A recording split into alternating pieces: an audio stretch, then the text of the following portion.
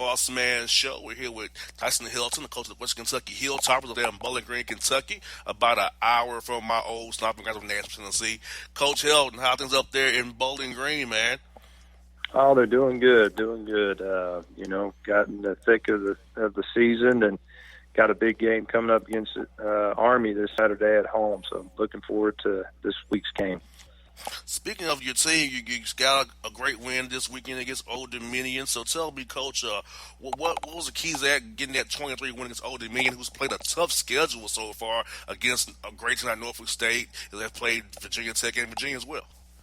Yeah, it was a good win for us in our program. It allowed us to get to 3-0 in the conference. And, going up there against Old Dominion, like you said, they had played Virginia Tech, Virginia, East Carolina, some good ball clubs, and really felt like we needed to show up to the park kind of having an edge about us because it was going to be a tough game. But was really proud of our guys and how they played and had control of the game the whole time. And so it was a great team win, and, we're getting some momentum, and, hopefully that momentum can carry over this week against Army. You got Army at home, Coach, and I know Army presents a different kind of challenge because, living in Atlanta, I saw Paul Johnson and Georgia Tech's offense running triple option, how it's hard to prepare for that offense. So going from Old Dominion to preparing for the triple option what Army presents to you, what's the challenges for your team getting them ready as you watch the film, try to get them from that? This is the thing we're going to see, the weirdest thing we see all year probably, this offense that Army runs here. Yeah, like you said, you're going to probably only see it one time a year, and it's so unique. The game planning is really extreme. For us defensively, we got to make sure we put them in a second and long situation. Their offense with a triple option is built on 3-4 yard gains and sustaining long drives, and so we got to be able to limit them in their first down yardage and try to keep the ball going lateral. Don't let them get anything easy. And then, obviously, they eat up a lot of clock. And so our number of possessions offensively will probably be limited. So we got to make the most of our possessions. And really, it's about a game of not necessarily who has the best players. It's about who plays the best technique, who plays the smartest, who doesn't turn the ball over. So it's going to be one of those type of games this week. Yes, indeed, and this is a week where scout team must be on point at all costs because this is an important scout week for scout team.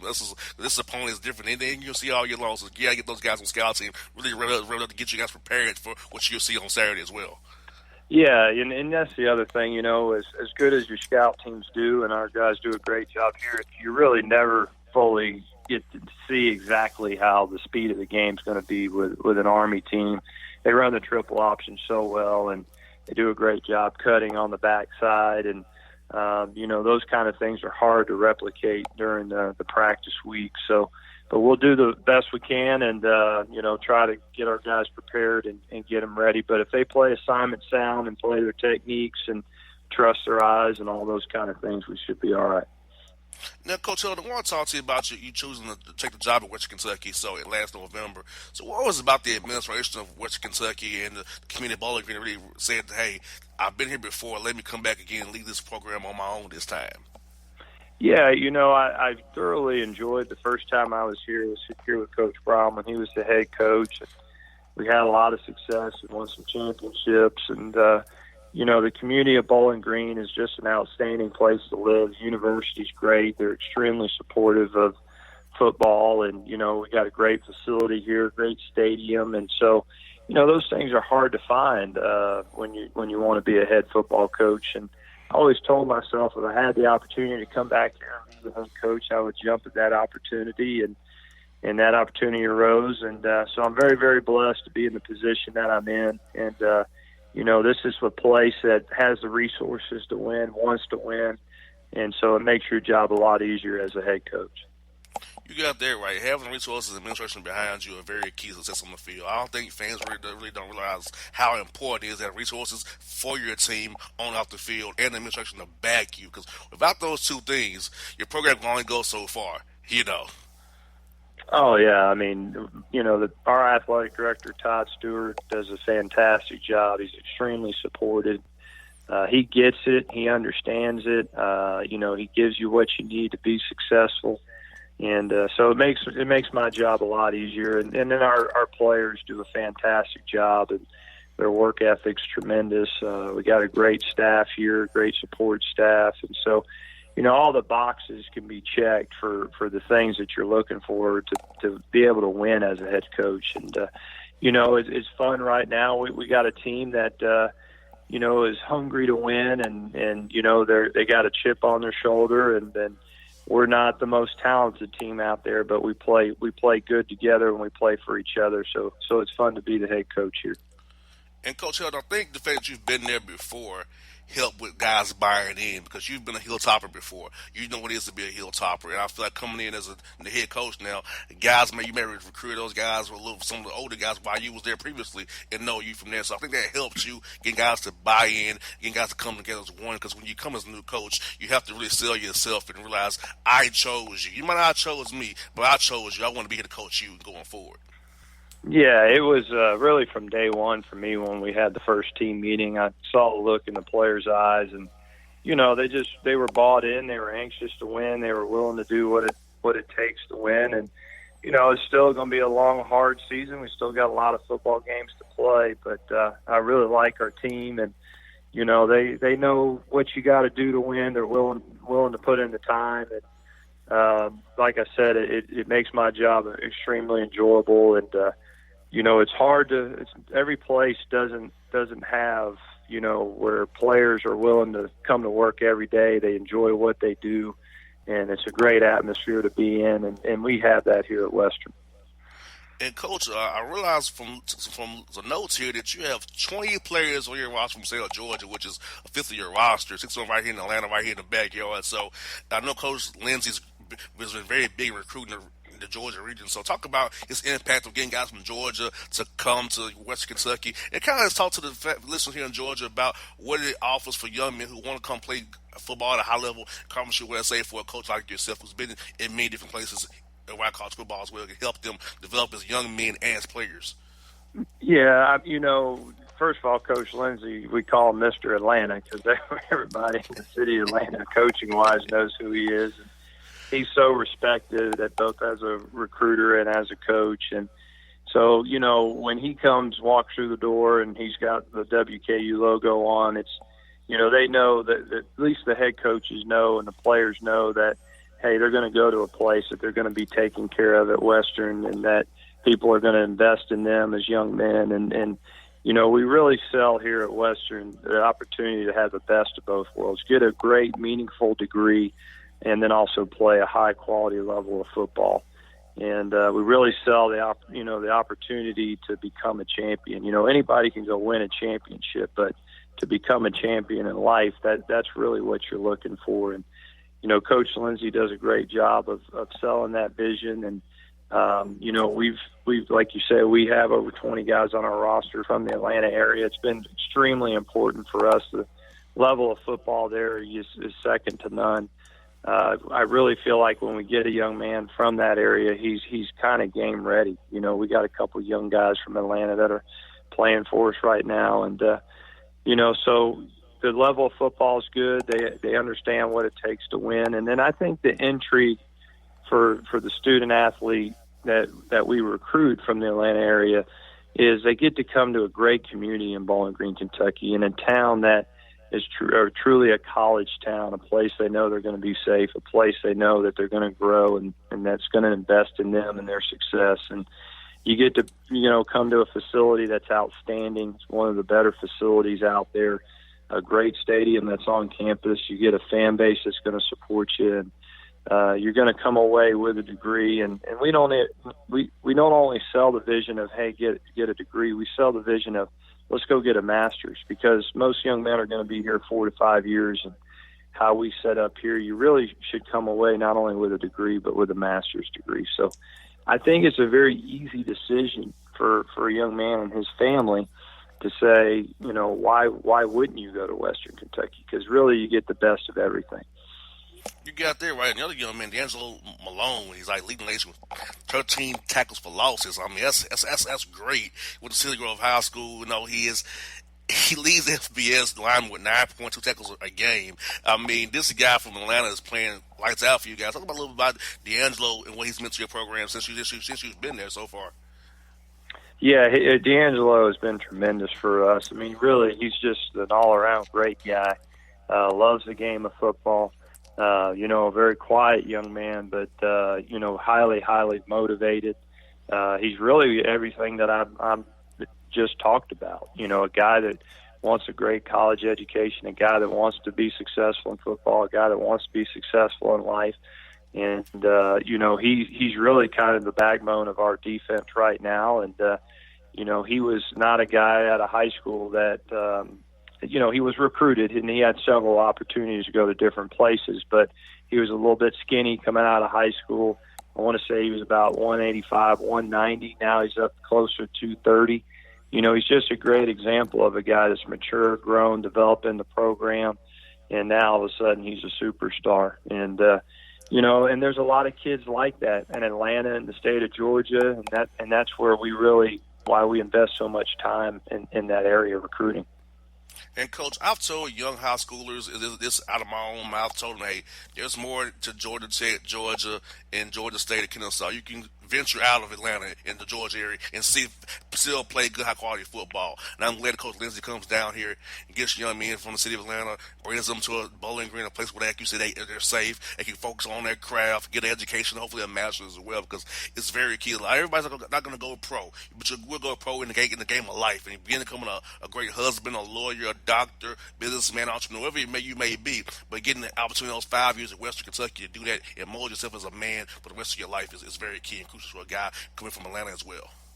Yeah, and the other big piece of that is, and there's a lot of great schools in the state of Georgia, but to be honest with you, sometimes it's good for a young man to leave the state, and we're not too far away. You're talking about a place that's about 4 hours away from the city of Atlanta. So it allows a young man to go venture out on his own. He's not so close to home where, some of the things that might come up, the issues that might come up being close at a closer university. He doesn't get that here. So, again, it's the best of everything. He's close enough to his family where his family can come see him play. It's a day trip for them.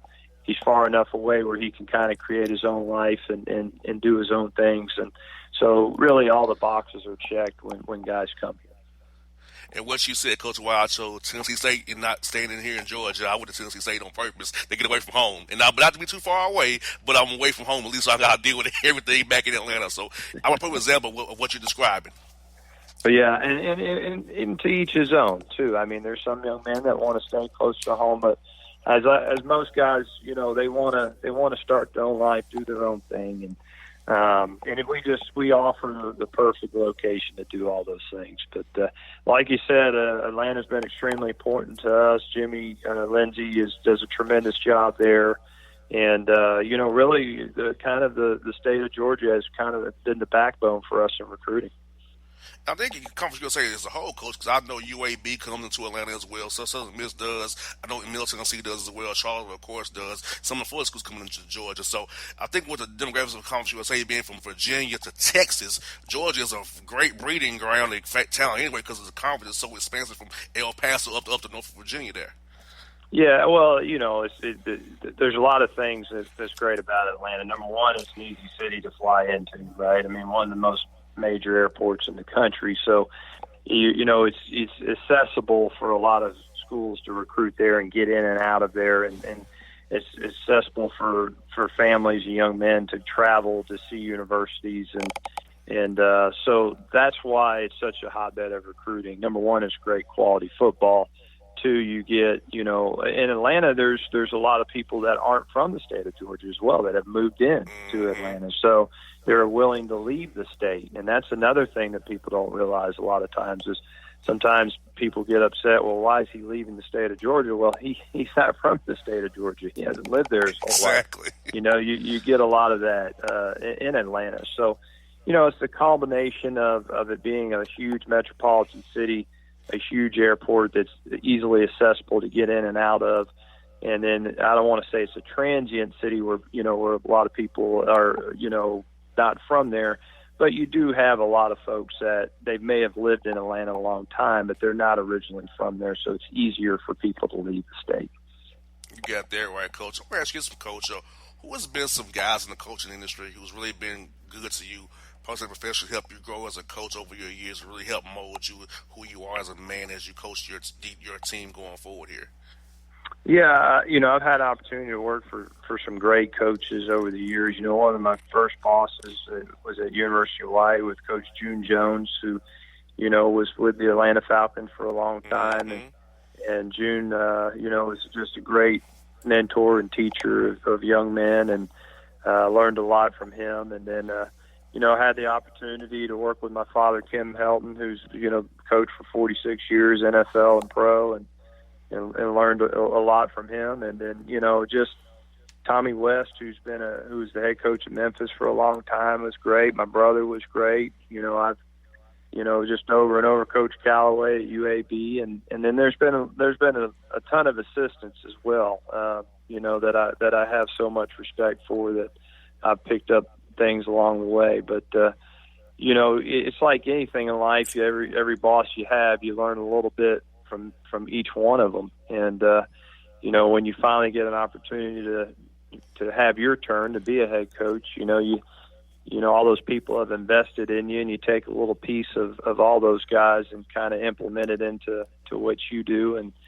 But at the end of the day, you got to be you, and you got to do it your way. And so that's how I operate here. But I would say there's a lot of influence in what I do here that I've taken from people that I've worked from. Get you out here with easy one, Coach. We love to talk about food on the Bossman show. We're kind of foodies around here. So what are some great spots to eat at if we come to Bowling Green and watch you guys play? What's some places we can go eat while we're there to see the Hilltoppers get the job done at home there? Well, if you come into Bowling Green, Montana Grill is probably the number one hot spot. It's kind of a mixture of everything. It's got the great American, it's got the great steak and seafood and all that stuff. And then, there's another place, Hickory and Oak, that's another good little spot here. And, Lost River Pizza is another great spot. But, a lot of things people don't realize about Bowling Green. I don't know if this statistic still stands or not, but at one point in time, it had the second most restaurants in the United States per capita. We were second to Las Vegas.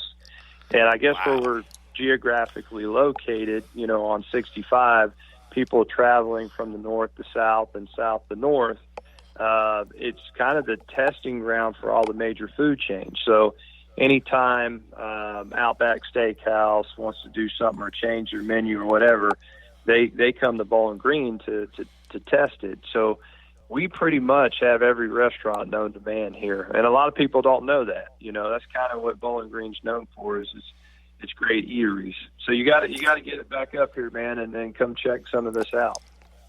I'm targeting that game against Middle Tennessee on the 30th because the Hawks are. We have a few days off. So I'm thinking about trying to make that. I'm gonna talk to Brian about getting me up there for that game. So you can play Middle Tennessee on the 30th of November, because I think I'm off that weekend. Well, good. Well, we look forward to getting you up here. You gotta come check us out. Yeah, I still have a house in Nashville too, so it's not that far away from my house in Nashville. Still have my house up there, so it's not that far away from me either. Right up I 65, I'll be right there to see you guys, man. Yeah, you got no excuses now. I mean, we're less than an hour from you in Nashville, so come up here, see some good football, good meals. You can't beat it, man. You got that right. Hey, Coach Hill, thank you for your time today, man. Best of luck to you on Saturday against Army. I know it's going to be a tough week of prep, but I know you guys get it done, man. I appreciate it. Thanks for your time. Thanks for having me on. You're welcome, folks. It's Tyson Hilton on the Bossman Show. My heart skips skipping the beat. You're not close enough, so that space between you and me, let's lose it. The way you're dancing, swaying to the music, girl, that body and how you move it. Every time you cross my mind, girl, I lose it. Alexa, play the Country Heat playlist. Okay. I don't think you know what you're doing to me. You got With Amazon Music, a voice is all you need. Get tens of millions of songs. Download the Amazon Music app today. All right, folks, back on the Bossman Show. As I told you, got my buddy calling into the show today. My man, Paul Jones, NBC5 out there in Dallas, Fort Worth. He was in Nashville for a long time. Now he's doing it in Big D. PJ, how's life, man, in Big D, man? It's busy, but it's good, boss. Great to be back on with you. Yes, indeed. I want to talk to you about some tennis with you first, man. As you know, our man, Rafa Nadal, won 19 at the U.S. Open in a match that us both sweating bullets the whole 4 hours and 51 minutes with sweating bullets, man. I'm glad he pulled it out in 5, because thank God it was what it was. Because if he lost that match, it would remind me of Australia and the Wimbledon against Federer in 06, man. It would have broke my heart. Like exactly. I know, in those other matches you referred to, he was ahead, he had it, he let it slip away, and ended up losing. And here he darn near let it slip away, but came up with a huge game, a final service game to win it 6-4 in the fifth. So, yeah, awesome. Great to see Rafa pull within one of Roger. And as you said, pointed out so great on the day of the match, it was a game he was down 4-love on Medvedev's serve to change the whole match. It was a giveaway game. Medvedev with an easy error, and then Rafa digs in, gets the break, and gets a double break. Then he has to, and then it gets tight, but he keeps holds it for it 6-4 in the fifth there. Crazy match. Yeah, when he faced another break point to get the match level at 5-all, I thought, oh my goodness, he's going to let this thing slip away, but he played a clutch point there, and then I think once it was deuce again, he only needed 3 more hits: a serve, a quick drop shot, and then a great serve that Medvedev hit long. So he closed it out quickly after a really tense moment in that final game of the match. And it was shocking. John McEnroe says during the match, but I saw Rafa actually getting tired, where Medvedev was a stronger guy in the fifth set, and Rafa was the guy fading away, and the legs looking very weary, even though he's played the less match. I'm like, wow, maybe the age of Rafa going 5 hours and not getting to him is over, because I'm like, I saw him getting weary in the fifth set as well. Yeah, 10-year age difference, that's pretty big when you're talking about a 33 and a 23-year-old. And the way Medvedev sort of described it, he was just kind of playing on house money, because he had already planned his losing speech, and he was ready to get off pretty quickly there, and he somehow managed to force it to 5 sets. So, yeah, he got re-energized when he won the third and fourth sets. And, as John McEnroe liked to say, somebody had to dig really deep, and that was Rafa, maybe deeper than he's ever had to dig to collect major number 19. Now, I predict this, PJ, is that I think he'll win Roland Garros again and get 20 at RG. But it'll be great if he get 20 at Australia, and he'll be able to hold at least all 4 majors at least twice. That'll be great. I feel like the U.S. Open now is Rafa's second home now in New York. People in New York appreciate how Rafa plays. And then the French Open, they love him, but they like Federer's elegance, his style where he glides. And Wimbledon is Roger's house. Australia is that guy from Serbia's house, I won't name. But I feel like the U.S. Open is Rafa's second, his true home, because the fans really love him and give him all the push and cheer for him like no other. And even when more that cheer for him at RG. Yeah, I mean, it's amazing, because everybody thinks of Rafael Nadal as a clay court guy, and he certainly is with 12 Roland Garros titles. But to win 4 U.S. Opens shows you that his game is so much more than just about the clay. And frankly, he's really been owed a lot more at the Australian Open than he's received. He had the match against Federer that you alluded to earlier, where he was up 3-1 in the fifth. Really, he should have won that match. He should have 20, and Federer should have 19. But give credit to Federer, he rallied to get that match. But also the match against Stan Wawrinka in the Australian Open final, where Rafa had, I believe, a back issue at some point in that match. It kind of hurt him a little bit, so he was upset by the Stanimal. But really, I mean, Rafa should have 3 Australians by now, the way I look at it, which would easily put him in front of everybody. I think his bigger concern, though, in the overall big picture is going to be Djokovic more than Federer, given Federer's age at this point and the fact that Djokovic is closer to Rafa's age, and Djokovic is playing so well now that he's back from his elbow issues. Exactly. Also, best against Djokovic, PJ, remember, he was up in the fourth set that long match they played in Australia, too. And the fifth set, he's up a break, too. So he could really have four, if you ask me, in Australia. Yeah, no, that's a great one. What gets me is how a guy as accomplished as Rafael Nadal is when it comes to professional tennis still manages to get tense, tighten up, nervous to where it affects his play in the late stages or key moments of a match. A guy that's won that many majors, obviously he's got the skills to deal with that kind of stuff, and you'd think he'd have the confidence knowing that he has responded well in those tight moments, but sometimes it still gets to him, and that really amazes me. And I'm amazed about how I didn't realize how close him and Tiger Woods were. I had no idea they was that close and they were buddies and they talked to each other outside of the sports and they text and talk. I had no idea they was that close. I thought Tiger was a Fed guy at first. Now he's a Rafa guy. Yeah, that's interesting because you're right. At first he showed up in Federer's box seats for matches, and then at some point you stopped seeing him at Federer matches, and he started popping up at Rafa matches. And, you know, it makes sense because Rafa is a huge golf fan. And, you know, Rafa probably has idolized Tiger Woods throughout the years. They probably played a round or two together, and they've struck up some sort of friendship. And that was one of the most memorable moments at this year's U.S. Open in that match against Marin Cilic when Rafa hit that amazing shot around the post and in toward the late stages of that match. And they cut to Tiger Woods up in the Rafa section, and Tiger's doing the pump fist like he's just drained a 20-foot putt at the Masters.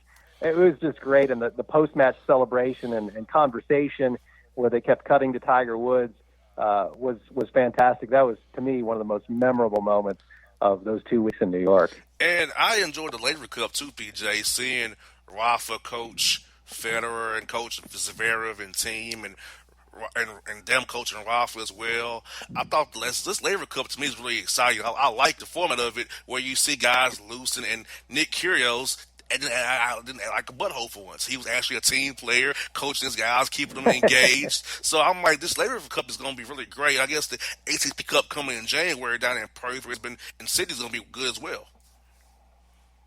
Yeah, I really enjoyed the Laver Cup as well, and what a great opportunity for the world team to actually win it this year.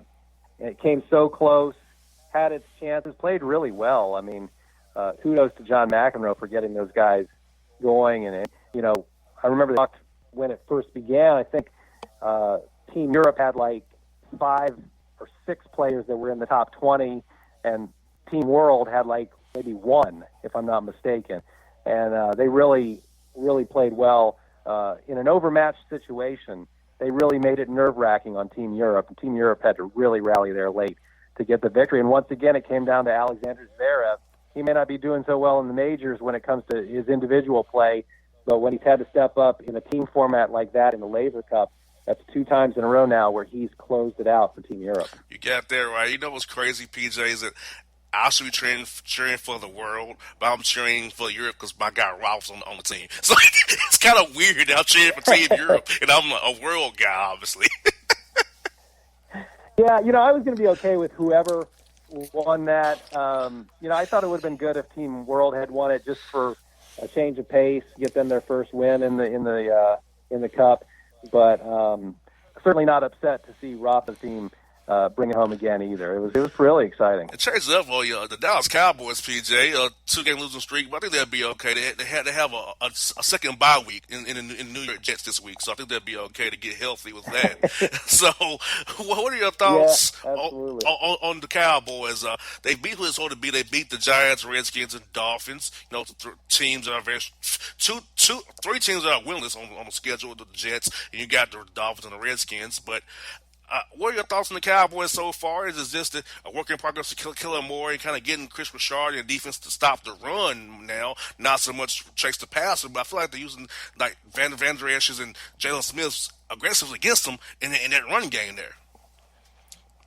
Yeah, the run game really let them down. The run defense against the Packers, Aaron Jones gobbled up yardage against a defense that's normally very good against the run. Leighton Vander Esch, the second-year pro, out of Boise State, he had, by his own admission, a really, really bad game.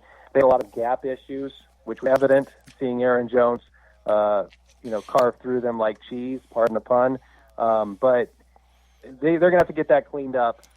You've had 2 games now, back-to-back against the Saints and the Packers, where the Cowboys played teams that were decent, if not very good, in the NFC. And prior to that, in their 3 wins, they beat teams that were combined 1-8.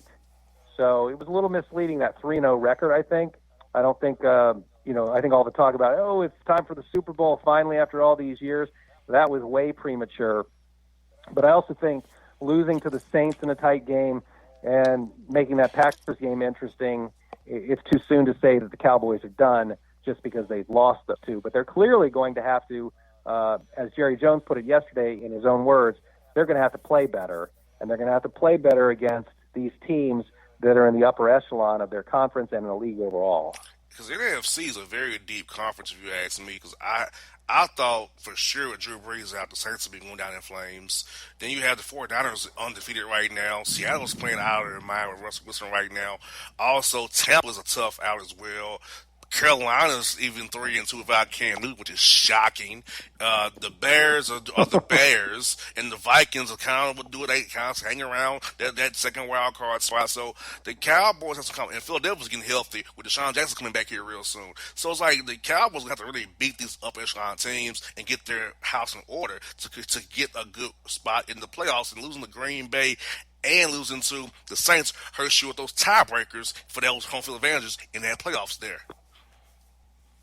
Yeah, that's a great point, Boss. And, they definitely have a lot of work to do. It's funny how quickly the conversation can change, because when they were 3-0, there were so many pundits on all the NFL shows that you see on television and here on the radio talking about how the Cowboys were probably the best team in the NFC. And now after these 2 losses, people aren't saying that anymore. But again, it's early in the season. And we're not going to learn a lot more about the Cowboys after this next game coming up, because, as you pointed out, you have a bad New York Jets team that has yet to win a game this season. They have a quarterback who's going to be rusty coming back from mono in Sam Darnold. So who knows what he's going to bring to the table. So we probably won't find out a lot about the Cowboys this week unless they lose somehow to the Jets. Then we're going to really find out something that a lot of Cowboys fans don't want to hear or learn.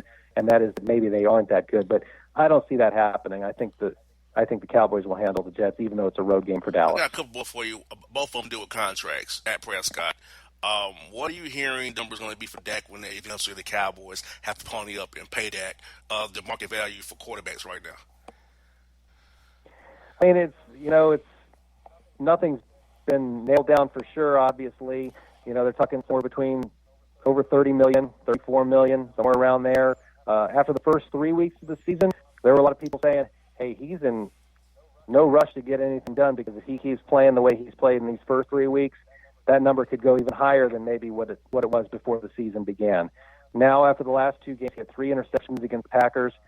Maybe he's come back down to earth a little bit with his performance. So who knows what kind of impact these games are going to have on Jerry Jones when it comes time to finally figure out exactly what he wants to pay Dak. But Jerry is still very much in Dak's corner. He has not lost faith in number 4, despite these 2 losses. He still sees a lot of great qualities in Dak, great leadership qualities, Dak's ability to make key plays in times in a game. He did that against the Packers on Sunday, even though they lost. It was an incredible comeback, coming back from 31 down in the third quarter to make it, a 10-point loss. So Jerry Jones has not lost faith in Dak Prescott. I think if Dak can pick up his play, get back to the way he was in the first few weeks, and carry that throughout the season, he's in, obviously, for a huge payday.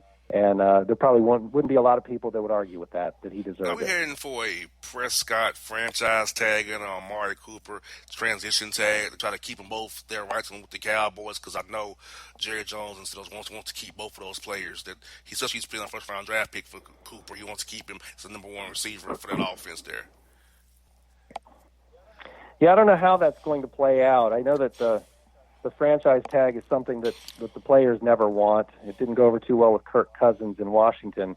When he finally got his chance to leave, he did. So Jerry Jones has not been afraid to open up the pocketbooks. I mean, he did it with Zeke Elliott after Ezekiel Elliott held out all of training camp. Jerry Jones realized what he meant to the team and finally opened up his wallet and paid Zeke the money that many people feel like he deserves. And I think he'll do the same thing for Dak Prescott. Again, that's barring some sort of bizarre turn of events the rest of the season where, Dak doesn't look like he's a top-tier quarterback, but I don't see that happening. I think he'll play well, and I think he's going to earn that big payday, and I think he'll get it from Jerry. I hear that with Peter. Good to catch up with you, my brother. Miss you in LC in Asheville, man. Boy, I'll catch you real soon down the road here somewhere, my good brother. No Porzingis talk today? Nope. I'm up against the break today. You better go. Let's do it now. Yeah, hey, I'm getting the whole, break time from behind the glass. Okay. Go do your Frank. We'll talk NBA next All right, time. man. Hey, PJ, have a good one, brother. Talk to you real soon, man. Thanks, boss, for All having right, me this on. is Paul John. Show. It's maybe the night that my dreams might let me know. All the stars are closer. All the stars are closer. Tell me what you gonna do to me. Confrontation ain't nothing new to me. You could bring a bullet, bring a sword, bring a morgue, but you can't bring the truth to me. Alexa, play Kendrick Lamar and SZA. Okay. Maybe the night that my dreams might let me know. All the stars are closer. With Amazon Music, a voice is all you need. Get tens of millions of songs. Download the Amazon Music app today. All right, folks, back on the Bossman show. After season full effect, my man Phil Dean, Fox Sports Southeast down in Memphis. Phil, what's good in 901, man? What's going on, boss man? Good to hear from you again. How are things in ATL? Man, we have a preseason full effect here, man. Excitement base in Atlanta. Building our Falcons who are 1-4 and going nowhere fast. But the Hawks have some excitement here in the ATL, man. Trey, then the guys don't get it going for us. Hopefully they'll win this year 35 or 40 games at best. I think that's how things are looking in Memphis right now as well. It's very exciting times for two young, hot teams in Memphis and in Atlanta right now. Yes, indeed. And for folks in Atlanta, we know about Coach Jenkins. He was on the Coach Bud staff here with the Hawks. Is he implementing the same offense that we saw in Atlanta, that pace and space offense? Is that what Coach Jenkins is trying to do in Memphis now with the grit and grind era officially retired and sent on his way? That's what it's looking right now. Jenkins is doing as much as he can with the young rotation. I mean, he's going full young force right now with Jaren Jackson, John Moran, Brandon Clark right now, and then you got Dylan Brooks coming in, starting at 2 for the first preseason game, and then playing off the bench last night. So he's playing a very young core. We haven't how it looks with Jonas Valanciunas yet. We don't know when he will. He might be playing on Monday. We don't know the latest yet on him right now, but he's going full young force here. I mean, the Grizzlies general manager Zach Kleiman, when he was meeting with media on media day, and he was asked about the Andre Iguodala situation, he jokingly said, "Look, I can't have anyone that's older than me on this roster." So, so everyone got to laugh with that. It's just so right now Jenkins is going with the full young Grizz right now. I hear that. So what does that mean for Kyle Anderson and Jay Crowder? Will they be key bench guys for the Grizzlies this year? So probably not going to start, but will they be key guys off the bench, kind of help grow these young men, Brandon Clark, John Moran, and Triple J there? I think with Crowder, I think he's going to be able to earn a starting position. I think he works very well on the. He likes working with Jared right now and helping him develop his game. He's told him. He said at media days he's described himself as a library to Jared of like, you come to me for any questions you have about the game. I will help you grow. With Kyle Anderson, last night he played his first game since January. He didn't look his best, but he said he felt out of gas. He felt gas running up and down the court. But I think that's just from not being. I mean, when you haven't been conditioning for 8-9 months, it's going to do that to you. But I think I wouldn't be shocked if he starts the season off the bench, but once he gets his legs back, I mean, there's a good chance a guy like him would need to be in the starting rotation. And Tyus Jones, I was shocked that the Grizzlies signed him to that deal this offseason. So is he going to be the backup point guard, or will he allow Ja to play some two when he's in the game, running the one with those reserve minutes there? I think there's a good chance that, like, late in the game, I think you could see those two playing together. But right now, I mean, Tyus is the backup point guard. Taylor Jenkins is fully committed to Ja Morant and letting him being the starter, and it's proven so. I mean, Ja had 10 assists last night in 20 minutes, and he is fully invested in Ja. Of like, hey, you be the floor general out there. Don't worry about making mistakes. If you make mistakes are going to happen. You're a rookie. So, and that's why we brought a guy in like Tyus that's going to help you out as well. Exactly. And what I saw Taylor talk about is everybody playing positionless basketball, just having 5 guys out there who can play athletes, long arms, where there's no set positions. We're positions out here. We're playing fast. We're playing with no regard. We're just getting up and down the court, causing trouble. They're running gun grids. And I like what he's talking about. Do you think that with a such a team this was He's got the perfect point guard to do that with Ja Morant. And I've been trying really hard, Bossman, to try not to get really hyped about Ja. I just want to see how it goes. But the past 2 preseason games, this kid's ready. I've never seen a point guard this quickly have this type of court vision that Ja Morant has right now.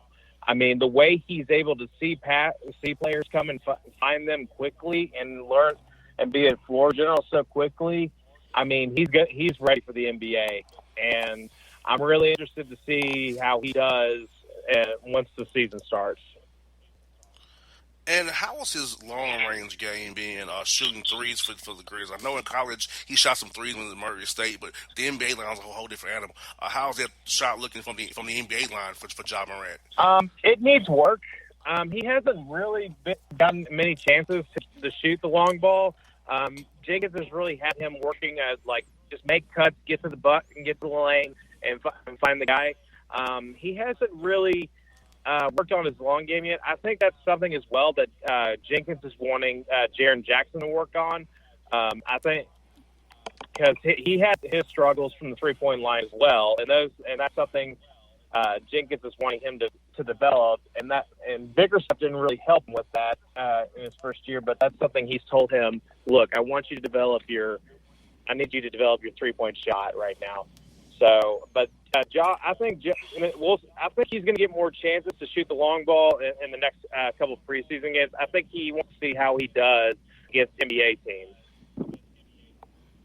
Exactly. And Bruno Caboclo could be the backup 5 already as well. There has to be understand Bruno Caboclo being the backup 5, but if you want to play fast, that's smart. You can keep the pace going against those reserves and second guys. It's not really any dominant backup in the NBA anyway.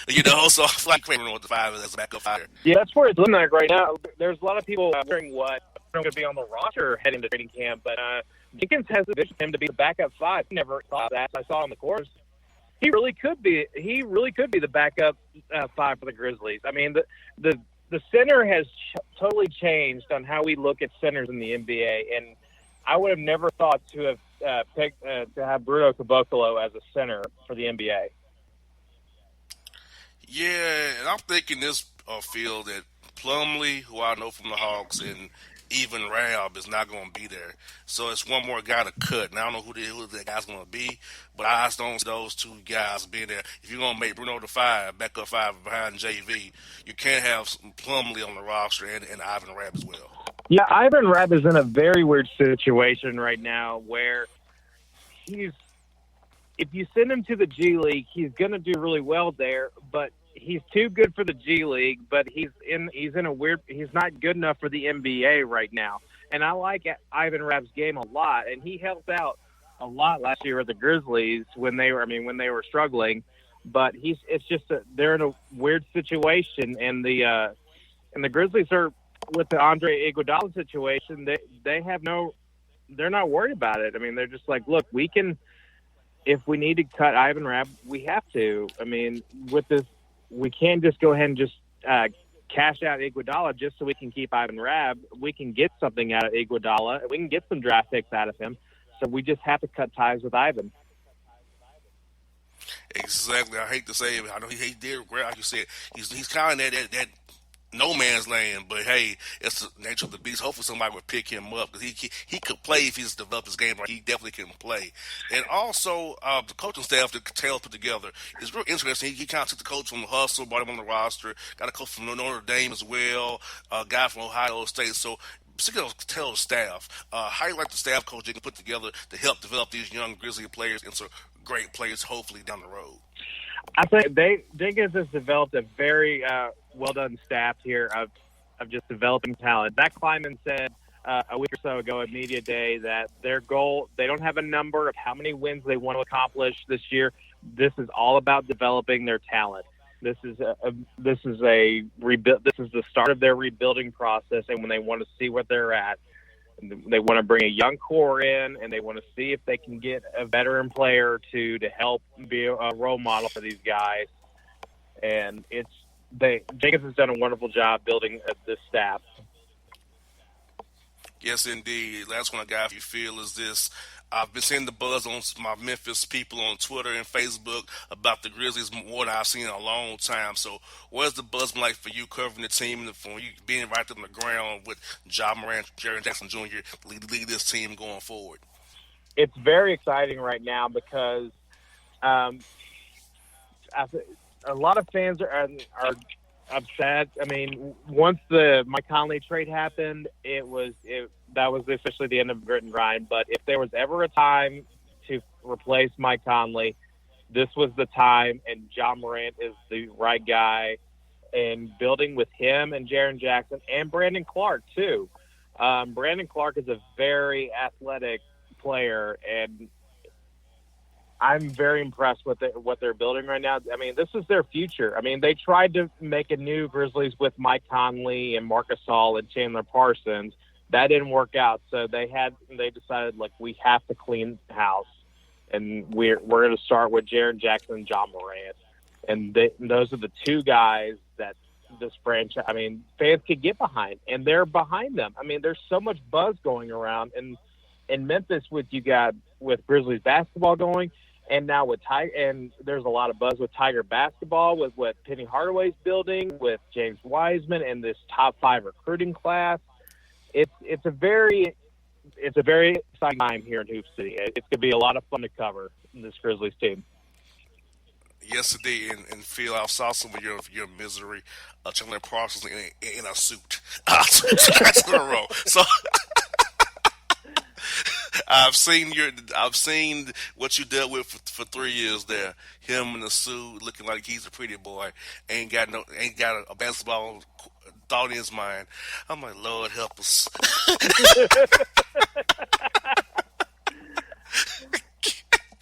Oh man, how do you feel about? I'm trying to be nice to the guy.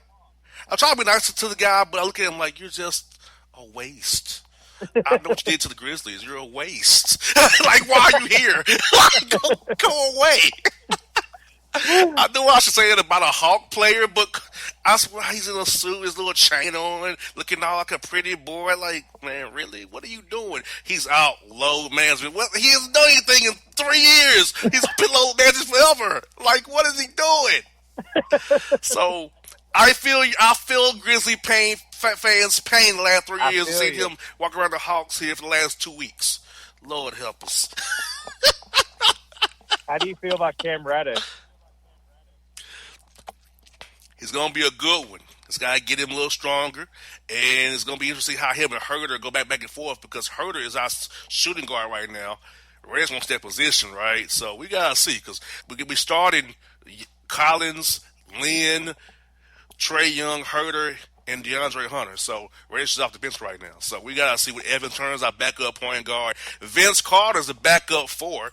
Damian Joseph Vanderbilt a backup 5. And the 3-man, we don't know who that's going to be yet. So that's where we are in the Hawk world. But Parsons will not be part of the rotation. I'll tell you that right now. He'll be on the bench and suit every night. That's his job, suit. But Man. Cam Reddish could be very good, Phil. I think he could be. But I think he's being heard of for that starting spot next to Hunter and Collins and Lynn and Trey Young. But we'll see. But I figure the Hawks will have a decision down the road. Phil, you remember how the Seattle was with Durant, was what OKC was? All this young talent. But who do you eventually pay? I see that happening to us down the road here in a few years. Honestly, Yeah, all these young guys we have around here. I like that. I like that core there. I think Cam Reddish, once he puts some muscle on, I think he can. He looks like he will be very explosive in the NBA. I'm really excited to see what him and Trey Young do together. Yes, indeed. Well, Phil, I'm looking forward to my trip to Memphis in March for the Hawks game, but I gotta find a way to Memphis to see these young boys. I mean, one of these Hawk off days to come see these guys play, man, because I'm excited for it. I've already heard Ross and Jason. Hey, I'm gonna be hitting you up more often than I have in the past few years, but I want to see what y'all got going on over there in the 901 again. Absolutely. It's exciting to get over there. Absolutely, I got to make a trip to ATL as well. Man, Phil, you come on down. I know I got you, brother. Yeah, I do. I got you. Come on down. I got you, buddy. Let's you do already it, know. man. Let's do it. Yeah, consider it done, my brother. Consider it done. Hey, Phil. Hey, man. Best luck to you guys. Give Eden Reverend my best man. Look what you up. Yeah, partner. Hammer. I love y'all guys. Yes, indeed. I'm guys still on fire, man. Y'all still my guys, man. Phil, have a great day, man. Talk to you soon, my brother. Thanks, Bossman. Appreciate it. All right, Phil Dean on the Bossman Show. Till the tears run down from my eyes, Lord, somebody, ooh, somebody, can anybody find me? Somebody to love. Alexa, play hits from Queen. Okay. Somebody to love. Somebody. With Amazon Music, a voice is all you need. Get tens of millions of songs. Download the Amazon Music app today. All right, folks, back in the Bossman Show. Got a special segment for you, health and wellness segment. We're going to talk about pregnancy for our first-time moms. I got somebody who's an expert who's going through it right now. He can talk from first-hand knowledge. Wealthy Freeman. Her favorite song is Handsome and Wealthy by the Migos. I'm just letting y'all know that. She got it going on. She's going to talk to y'all about this because Lord knows I ain't got no knowledge about none of this stuff, but she going to break it down for you ladies. So, Wealthy, what's good with you? How you doing? I'm doing good. How you doing? Man, I'm making it, just trying to grind it out here, making it out in these Atlanta streets here, make this radio thing pop off. You know what I'm saying? Sound about right. Thank you for having me today. No doubt, no doubt. Well, like I said, I want to have you on the show, kind of help our female listeners out here who are currently going through pregnancy, who want to have babies in the near future, because you know this is time of year, Thanksgiving, Christmas, Valentine's Day, when babies are made. So there's a lot of babies coming in 2020 for sure. This time of year, so well, you know what time of day it is. And you know, from looking at my social media, this really was a hot girl summer. More than in more ways than you was hot. You was big and hot the whole summer, obviously.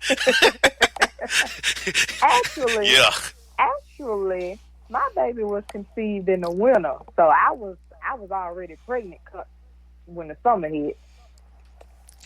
Which I think if you can, you want to have had the baby like in March, April, when it's not too hot, because you want to be in your last trimester when it's 100 degrees outside and humid as God knows what. True. But I mean, like they say, every pregnancy is different, because, you know, a lot of my cousins, when we did come out and tell our family, they were just like, oh my gosh, you know, it's going to be a hot summer. You're going to be miserable. And I'm like, man, don't say that. Like, don't wish that on me. But true enough, we had a hot summer, but I wasn't miserable. Like, I was just fine.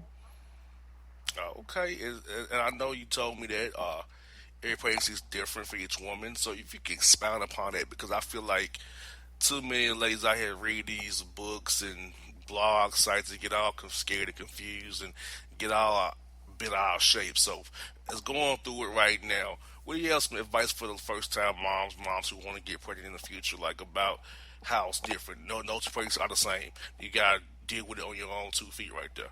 Right. First and foremost, once again, all pregnancies are not the same. Every woman's body is different. Um, please, please, please, ladies, stay away from Google when trying to figure out, what's going on with your body and trying to diagnose, okay, well, this is wrong, that's wrong, whatever, whatever. I would personally say stay in contact with, your doctors, your nurse, and if there's a legit medical site, then definitely, read upon those. So far, No doubt. I haven't had any problems, and here it is. I'll be 9 months on Sunday. Wow. Wow. Look at you. Like I said, you've pretty much ran the whole race without any issues, and you just going to your appointments. And just dealing with your doctor like that because I suppose as you're getting closer to delivery, you're going like once a week or twice a week or something like that, right? It was twice a month, but now they're about to have me come in like every 2 weeks. Wow. So it's a go time. So are you scared of the whole having the baby process? Is that, or are you excited for that part of it? Because I know some women tell me they freaked out by it. I'm like, well, I guess it would freak you out, I guess. But are you kind of Well, playing out in your mind, or getting ready for that experience? I have been, playing out a lot of different scenarios. I think the funniest thing to me, and especially my husband, like, we're curious to know where am I going to be? What am I going to be doing when my water breaks? That's the funniest thing. A lot of my coworkers think that it's going to happen at work before I go on maternity leave, which, Lord, I pray it doesn't. But excitement, yes. I was nervous about labor and delivery at first, but I've kind of gotten over that.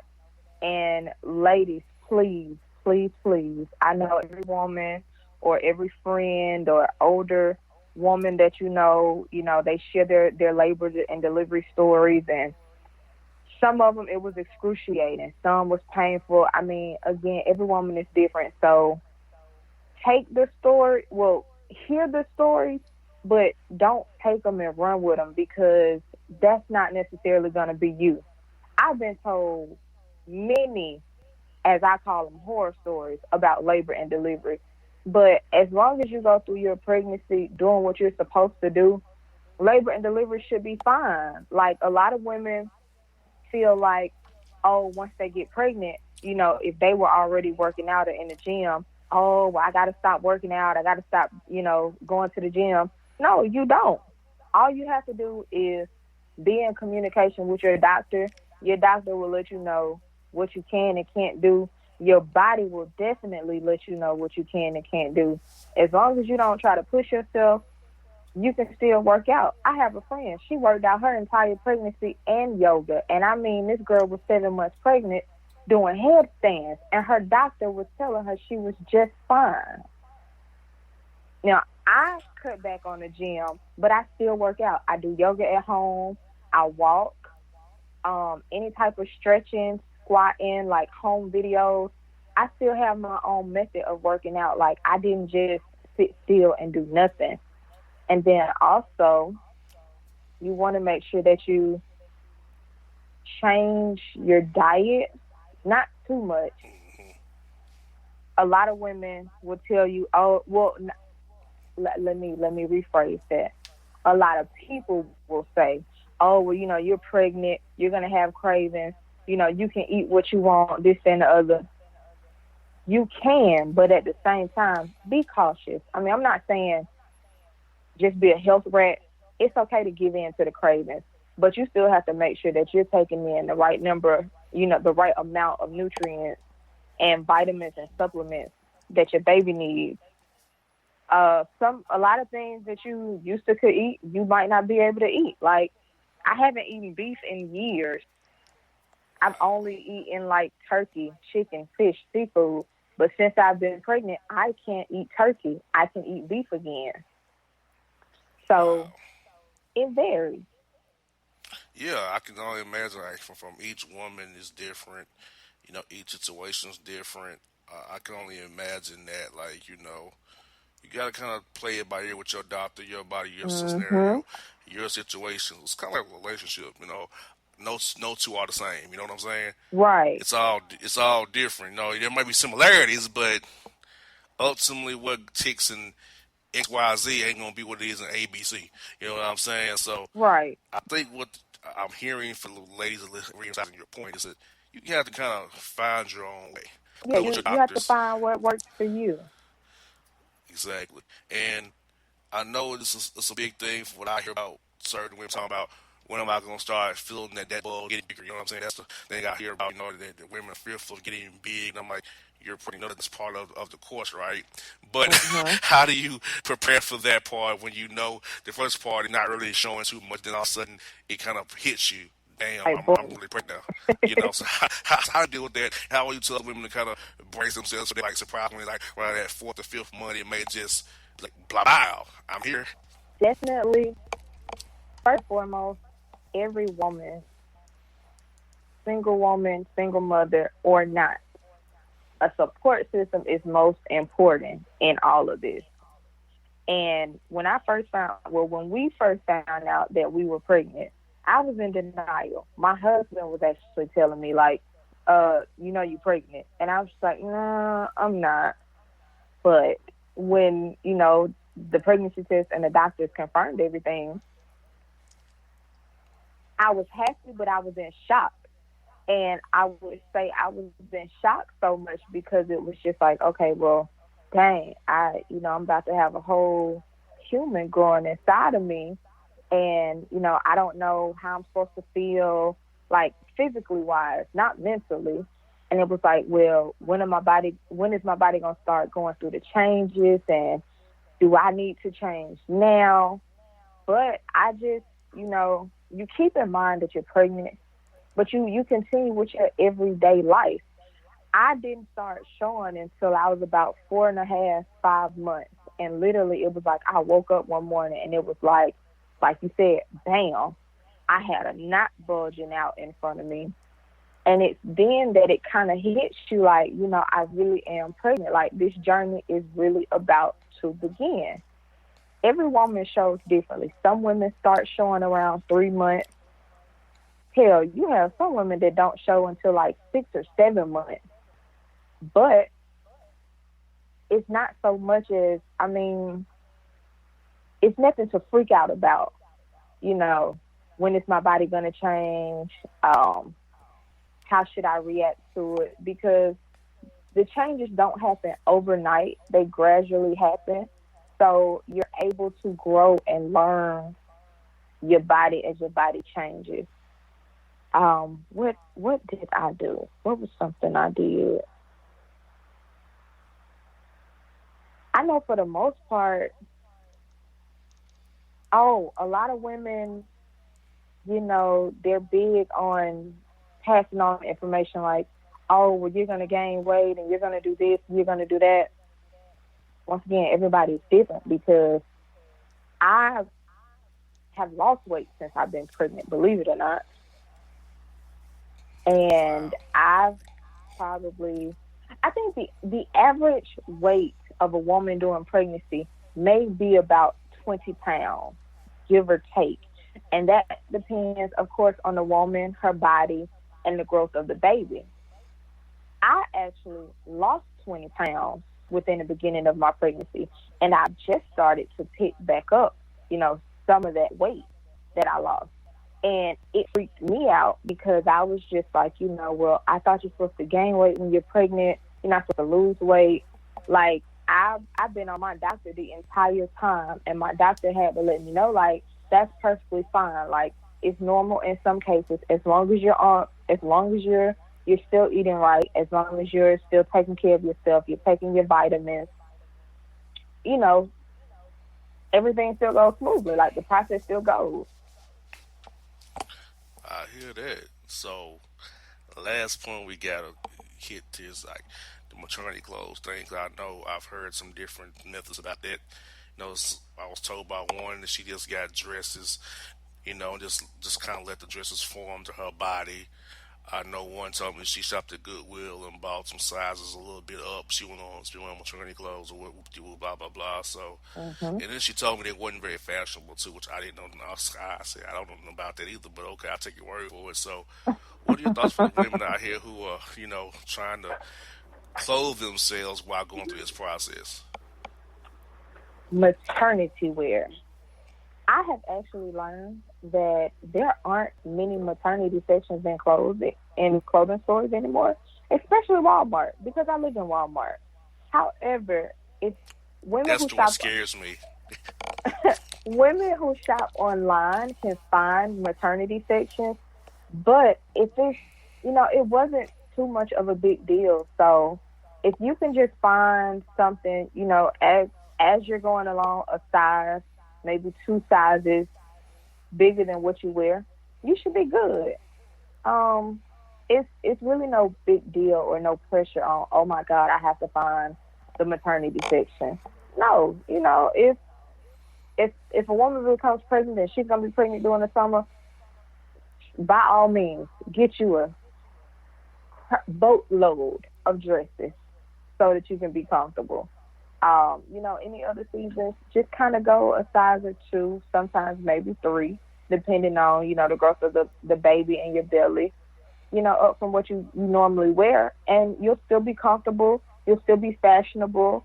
And everything will go smoothly. Like, you can save those clothes if you plan on having another baby. If not, you can pass them on to someone else who becomes pregnant and has the same issue. Amen to that. And I want to mention your business. I know you're running up against the break here, but you have a business called A Rich Taste. I do. So if you can, in a minute or two, give us a little snapshot of your business so they can find out about your business on the web here in social media.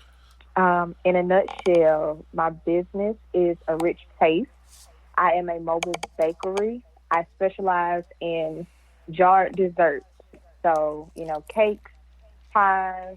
I decorate, make it all cute in the jars. I also sell and supply whole cakes and whole pies.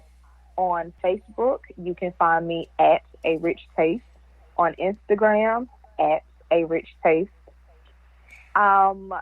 Email arichtaste@gmail.com. And for those who aren't savvy with the internet, if you would like to reach me via phone,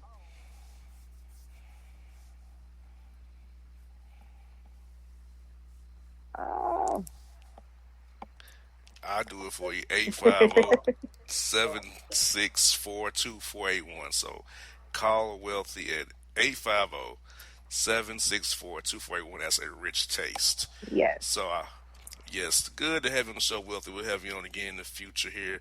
Talk about A Rich Taste too. I know we're up against the break here, so I didn't want to get to the point where you can't finish your spiel. So, but thank no you, doubt we'll have you come back and talk about Rich Taste. Thank you for coming on the show today. We'll talk to you down the road. You be easy. Have a great week. Okay, we'll talk to you real soon now. Thank you. You too. All right, that's Wealthy Freeman on the Bossman Show.